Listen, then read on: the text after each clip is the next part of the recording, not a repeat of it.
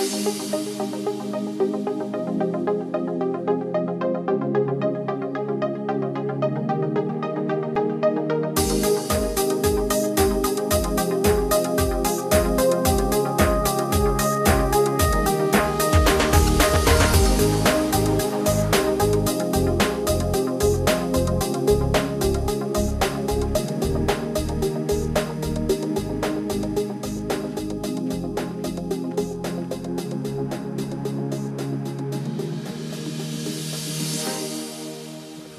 se trouve aujourd'hui sur la base travaux de Villognon, la base du SEA, Sud-Europe Atlantique, qui va desservir, une fois qu'elle sera en service, les travaux de pose de voies et de traverse et de ballast.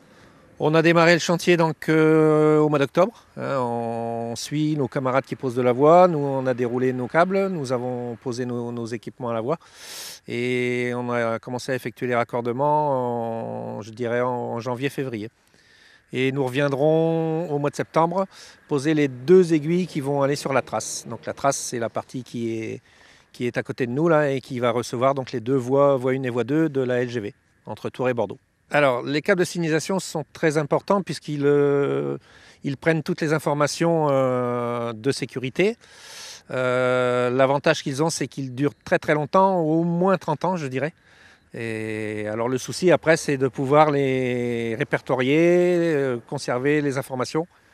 Là pour l'instant ça se fait sur papier, retranscrit sur PC derrière.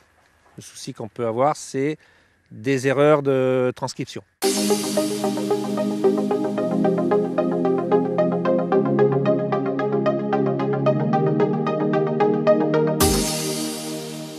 On se trouve actuellement donc sur la ligne grande vitesse qui est en construction entre Tours et Bordeaux, où nous avons pu expérimenter donc, la solution Crocophile.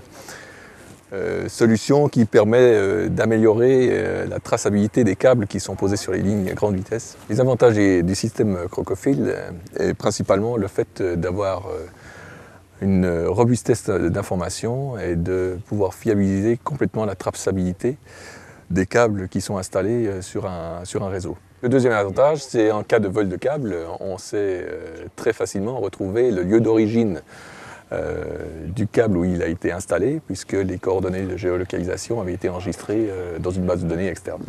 Donc comment fonctionne la solution Crocophile? Premièrement, donc, le fabricant de câbles insère dans le câble un ruban codé avec un codage QR code, de type QR code par exemple.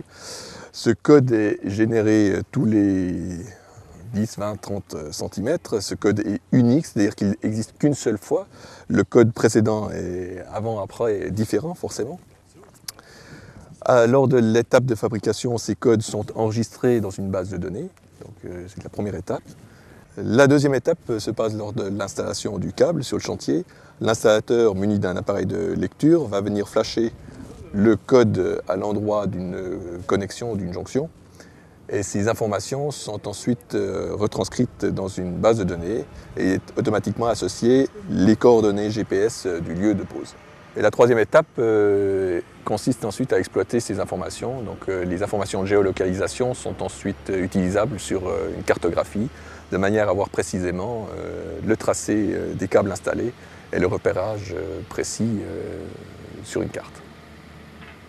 L'avantage de ce système, c'est la gestion, je dirais, complètement informatisée. Donc l'avantage, déjà, ça nous permettrait, je pense, une fois que ça va être lancé, de pouvoir gérer nos longueurs de câbles, où ils sont posés, le numéro du touret, toutes les informations que l'on retranscrit en ce moment à la main. Ça peut nous servir pour l'avancement des travaux, en l'occurrence pour bien montrer à notre client où on a déroulé et ce qu'il nous reste à faire. Je pense que le principal avantage de cette solution, c'est la rapidité d'enregistrement et de bien garder les données en direct, je dirais.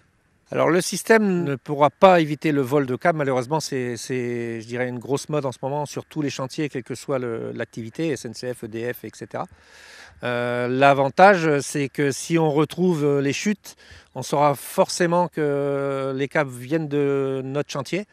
Et ça permettra aux forces de police de pouvoir, faire leur travail un peu plus facilement.